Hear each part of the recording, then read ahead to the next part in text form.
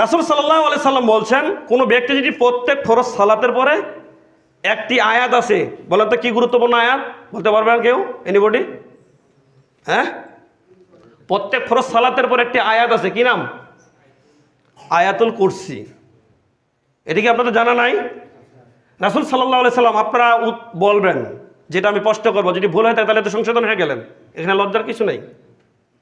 যারা আয়াতুল কুরসি প্রত্যেক ফরজ সালাতের পরে পড়বে, আল্লাহর নবী বলেছেন ওই ব্যক্তি জান্নাতে চলে গেছে। বলেন সুবহানাল্লাহ। তো যায়নি কেন? কারণ মরেনি এই জন্য। কত গুরুত্বপূর্ণ কথা একটা হিসাব করেছেন। যে ব্যক্তি প্রত্যেক ফরজ সালাতের পরে আয়াতুল কুরসি, যেটা সূরা বাকারার একটি আয়াত রয়েছে, এটা যদি তেলাওয়াত করে থাকে, তাহলে ওই ব্যক্তি জান্নাতে চলে গেছে। তো যায়নি কেন? কারণ মরেনি এই জন্য, মানে মরলেই সে জান্নাতে যাবে। বলেন সুবহানাল্লাহ। তাহলে এর মতো গুরুত্বপূর্ণ আর কোনো আমল আছে? এরপর আমরা কি সকালে বলি না? অনেকে তো শিখতে পারিনি, অনেকে শিখলেও বলি না, চেষ্টাও তো করি না। সম্মানিত মুসলিম একরাম, বলছিলাম আমলটুকু করার জন্য চেষ্টা করবেন। এমনি হাদিসে বিশেষ করে যেটা পাওয়া যায়,